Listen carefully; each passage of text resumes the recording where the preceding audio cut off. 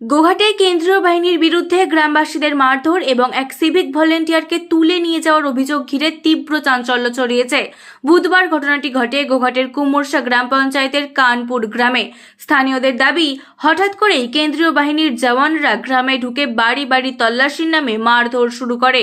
সেই সময় এলাকার এক সিভিক ভলেন্টিয়ার ছেলের জন্য খাবার আনতে বেরিয়েছিলেন। অভিযোগ, তাকেও বেধড়ক মারধর করা হয় এবং পরে থানায় নিয়ে যাওয়া হয়। একই সঙ্গে তৃণমূল প্রার্থীকে অপদস্থ করার অভিযোগও উঠেছে।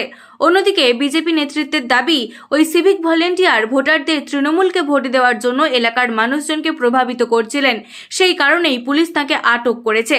এদিকে তৃণমূল নেতা নির্মল মাঝির অভিযোগ, কেন্দ্রীয় বাহিনী এলাকায় এসে বিজেপির পক্ষে ভোট দেওয়ার জন্য সাধারণ মানুষকে প্রভাবিত করেছে এবং প্রতিবাদ করায় গ্রামবাসীদের মারধর করা হয়েছে, এমনকি তাকেও অপদস্থ করা হয়েছে বলেও তিনি দাবি করেন। আমাদের বাড়ি বাড়ি এসে কেন্দ্র বাহিনী এসে মারধর করেছে এবং চেয়ার ফেলে দিয়েছে। আমরা সব দেখে ভয়ে ছুটে পড়েছি, ঘরে এসে মারতে গেছে। আমার স্বামীর কি দোষ ছিল, তাকে কেন ধরে নিয়ে গেল, অতগুলো পুলিশ তাকে কেন মারলো, তার কি অপরাধ ছিল সেটা আমাকে বলতে হবে। কেন তাকে বিনা দোষে কেন পুলিশগুলো কেন গায়ে হাত দিল, তার অপরাধটা কি এটাই ছিল? আমার ছেলেদের জন্য খাবার আনতে গেছে দোকানে, তাকে সে দাঁড়িয়ে ছিল, দাঁড়িয়ে থাকতে থাকতে তাকে মেরেছে। কেন মারবে? তার কি দোকান যা চলবে না? তার কি ছেলেদের জন্য খাবার আনতে যাবে না? রাস্তাতে পায়ে করে গুঁড়ি দিয়েছে খাবারগুলো। কেন কেন করবে এগুলো? তাদের ঘরে ছেলে পুলে নাই? তারা খাবার কেন্দ্র বাহিনী পুলিশগুলো তো তাদের ঘরে কি ছেলে পুলে নাই? তারা কি খাবার নিয়ে যায় না? আপনার স্বামী কি করেন? আমার স্বামী সিভিক পুলিশ। কোনো পার্টি রাজনীতি না, কোনো রাজনীতির সঙ্গে যুক্ত নাই। সে ছেলের জন্য খাবার আনতে গেছে, তাকে বিনা দোষে মেরেছে। কেন মারবে? মমতা দিদি কি বলে দিয়েছে আমার স্বামীকে মারার জন্য? বা পাড়ায় পাড়ায় যারা ভোট দিতে যাবে তাদেরকে কি মারতে বলে দিয়েছে? ঘরে যে পিটিয়ে আসছে, কেন ওগুলো কি করার জন্য বলে দিয়েছে? কারা করছে? পুলিশগুলো মারছে। কেন তারা হ্যাঁ, কেন্দ্র বাহিনী সেই পুলিশগুলো তার ঘরে মানে যাকে দেখছে, কেউ যদি দুজন দাঁড়িয়ে থাকে বা রাস্তা দিয়ে যাচ্ছে, দোকান যাচ্ছে, কোথাও যাচ্ছে, পায়খানা যাচ্ছে, পেচ্ছাপ করতে যাচ্ছে, তাদেরকে ধরে ধরে মারছে। কেন মারবে? হ্যাঁ, কেন্দ্র বাহিনী কেন মারবে তাদেরকে? মমতা দিদি কি বলে দিয়েছে ভোট দিতে আসছে তাদেরকে ভালো করে না দেখার জন্য মারতে বলে দিয়েছে? আর আমার স্বামীর কি দোষ ছিল? আমার স্বামী ছেলেগুলোর জন্য খাবার আনতে এসেছে। আপনার স্বামী? আমার স্বামীর নাম শিবু ঘোষ। কেন তাকে ধরে নিয়ে গেল? মারতে মারতে কেন নিয়ে গেল? আপনি এখানে কি কোনো পঞ্চায়েত? আমি কোনো পঞ্চায়েতে বা কোথাও কোনো প্রতিনিধি হিসাবে আছেন? ঘটেছিল একটা আমাদেরই গ্রামের ছেলে, সে পুলিশের কাজ করে, তিনি ওখানে কাজ করছিল। ছেলের জন্য খাবার নিয়ে গেলো, বিস্কুট নিয়ে গেলো, তেনাকে দাঁড় করিয়ে চাবি কিনে দিয়ে তাকে মারা হয়। দিয়ে আমরা দেখতে যাই, আমাদেরকে নিয়ে এসে বাড়িতে নিয়ে এসে মারধর করে, আমাদেরকে হুমকি দেখায়। আপনাদের বাড়িতে কাকে মেরেছে? কাউকে মারে না, চেয়ার ফেলে হুমকি দেখিয়ে দিয়েছে। আমরা সব বাড়ি ঢুকে গেছিলাম, আমরা ছুটে পড়েছিলাম। কতগুলো পুলিশ এসেছিল? হ্যাঁ, 2 গাড়ি পুলিশ এনেছিল। ছুট হচ্ছে সবাইকে চারদিকে মাঠে হঠাৎ করেই শুধুই ছোটাচ্ছে? হ্যাঁ। আপনার নাম? আমার নাম হানিফ খান। এটা কোন জায়গা? খোর্দ কানপুর। কুমারশা অঞ্চলে 240 নম্বর বুথে আজকে দুপুর থেকেই প্রহসন চলছে। যেহেতু এখানকার সমস্ত মানুষ আজকে ভোটের উৎসবে সামিল হয়েছে, এটাই গাত্রদাহ হওয়ার কারণ। এবং ওখানে যে রিজার্ভ ফোর্স ছিল আমাদের সেন্ট্রাল বাহিনী, তারাও প্রভাবিত করছিল বিজেপিকে ভোট দেওয়ার জন্য। এতে ন্যাচারালি এখানকার স্থানীয় মানুষের মধ্যে ক্ষোভ সঞ্চারিত হয়। এবং তারপরে যখন আমাদের এই কী ঘোষ যেন, শিবু ঘোষ বলে একজন, আমাদের দলের কেউ না, শিবু ঘোষ হচ্ছে একজন সিভিক পুলিশ। সে তার ছেলের জন্য, অসুস্থ ছেলের জন্য খাবার নিয়ে আসছে, বিস্কুট, পাউরুটি এবং অন্য জিনিসপত্র।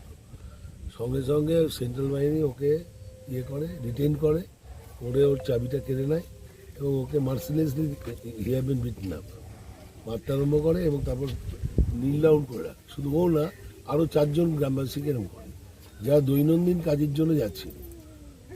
তারা ভোট হয়তো সকালে দিয়েছে, ভোটের সঙ্গে কোনো সম্পর্ক নেই। এবং ওখানে শিবু ঘোষকে গাড়িতে রয়েছে। আমি ঘটনার খবর শুনে আমি অন্য জায়গায় ছিলাম, আমি দৌড়ে আসি।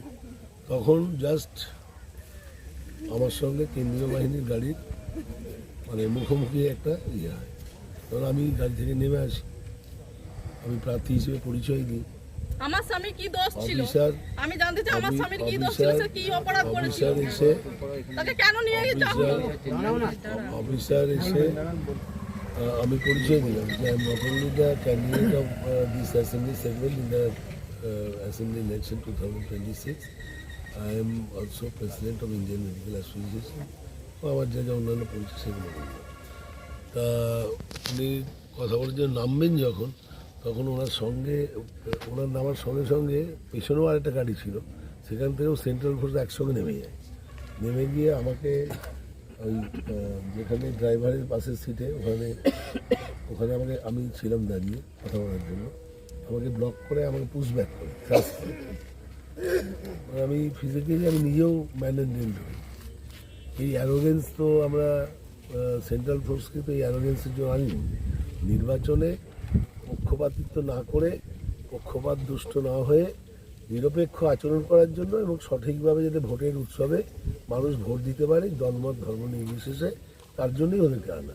কিন্তু এখানে এসে তারা বিজেপি হয়ে ক্যাম্পেনিং করবে, তারা ওখানে প্রভাবিত করবে ভোটারদের, এবং তারপরেও এখানে মারধর করে শুধু না, এন্টায়ার এলাকাতে যখন যাচ্ছিল ছেলেটিকে নিয়ে, এন্টায়ার এলাকাতে যারা আমাদের বিভিন্ন এই ভোট শেষ হওয়ার পরে যারা বসেছিল তাদেরকেও লাঠি উঁচিয়ে তাড়া করে, মারধর করে, এবং পুরো দেখবেন রাস্তার আশেপাশে যে বাগানগুলো সমস্ত ভাঙা করে দিয়েছে।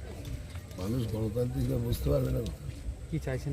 আর 200 মিটারে আমরা চাইছি যে যারা সংশ্লিষ্ট কেন্দ্রীয় বাহিনীর জওয়ান আছে তাদের শাস্তি দাবি করছে। আর আমি শুনলাম যে ওখানকার যিনি অফিসার সঙ্গে ছিলেন তিনিও পক্ষপাত দুষ্ট, তাকেও নাকি শোকজ করছে। শুনলাম বসে আসছেন এরকম একটা এইমাত্র খবর পেলাম। আমি এসডিওর সঙ্গে কথা বললাম। কোথাও অভিযোগ করেছেন? আমি আরোর সঙ্গে অভিযোগ করেছি, আরোর কাছে। রিটার্নিং অফিসার ছাড়াও আমি ইলেকশন অবজারভার এবং আমাদের ইলেকশন কমিশন অফ ইন্ডিয়া লিখিতভাবে অভিযোগ করেছি, এবং ওকে নিঃশর্তে ইমিডিয়েটলি মুক্তি দেওয়ার জন্য বলেছি। ও তো সাধারণ মানুষ, ও তো আমাদের তৃণমূলের কেউ নয়, ও তো একটা ভিলেজ পুলিশ, সিভিক পুলিশ, এবং সে তার অসুস্থ ছেলের জন্য খাবার নিয়ে আসছে। তার তো কোনো দোষ নেই, সে তো সকালে ভোট দিয়েছে। ভোটের সঙ্গে বা সে 100 মিটারের মধ্যেও হয়নি, তাকে 200 মিটার দূরে ধরেছে। এবং শুধু তাই না, এন্টায়ার এলাকার গ্রামবাসীদের ঘরে ঘরে ঢুকে মেয়েদের ছেলেদের যাকে পেরেছে মেরেছে, এবং একটা মানে সন্ত্রাসের বাতাবরণ তৈরি করেছে, ভয়ের বাতাবরণ। এবং এতে আমরা অনেকেই শঙ্কিত, এখানকার কর্মীরা আমাদের তৃণমূলের শঙ্কিত যে এখান থেকে ঠিকমতো অবস্থায় আমাদের ইভিএম মেশিনগুলো নিয়ে যেতে পারবে কিনা, কারণ এখানে একটা জটলা। এদিকে আমাদের লোকদের বা সাধারণ মানুষ যারা সাধারণ সুনাগরিক যারা, তাদেরকে মারধর করছে 200 মিটারের বাইরে, আর 100 মিটারের মধ্যে ওদের একটা জটলা, প্রায় 50-60 জনের জটলা, বিজেপির জটলা রয়েছে। আর যে ফোর্সটা রয়েছে তারা বিজেপিকে ভোট দেওয়ার জন্য ইনসিস্ট করছে। এই জিনিসটা চলতে পারে না। একজন সাধারণ সিভিক নয়, ওনার ওয়াইফ পঞ্চায়েত সদস্য ছিল, উনি ব্লক সভাপতি কাজল রায়ের ছায়াসঙ্গী এবং সাংসদ মিতালি বাগের ঘনিষ্ঠ। আর শিবু ঘোষ সকাল থেকেই ভোটারদের প্রভাবিত করছিল এবং ভয় দেখাচ্ছিল যে তৃণমূলকে ভোট দেওয়ার জন্য বিজেপি কর্মীদের ভয় দেখাচ্ছিল। সাধারণ মানুষ অভিযোগ করেছে, সেই অভিযোগের ভিত্তিতে পুলিশ গ্রেপ্তার করেছে। আর নির্মল বাবু যে অভিযোগ করছে, উনি গোঘাটের কে সিভিক আর কে সাধারণ সিভিক আর কে তৃণমূল নেতা উনি জানবেন কি করে? উনি তো বহিরাগত লোক, ওনার গোঘাট সম্বন্ধে কি অভিজ্ঞতা আছে? তাই উনি এরকম বক্তব্য করছেন। সাধারণ মানুষের অভিযোগের ভিত্তিতে পুলিশ ওনাকে অ্যারেস্ট করেছে। শিবু ঘোষ অ্যাকচুয়ালি একজন তৃণমূল নেতা, সাধারণ কোনো সিভিক নয়। চিন্ময় মল্লিক, আমি ভারতীয় জনতা পার্টির Paschimbanga state council member. New Noor sofa centre, এখানে সমস্ত রকম সোফা পাইকারি ও রিটেলে বিক্রয় করা হয়। সমস্ত সোফা নিজস্ব কারখানায় তৈরি করা হয়। প্রোপাইটার হানিফ হোসেন খাঁ ও রুহুল হোসেন খাঁ, বড়ডোঙ্গল হাটতলা সিনেমা হলের সন্নিকটে, হুগলি। যোগাযোগ 7797170093 এবং 9382003105।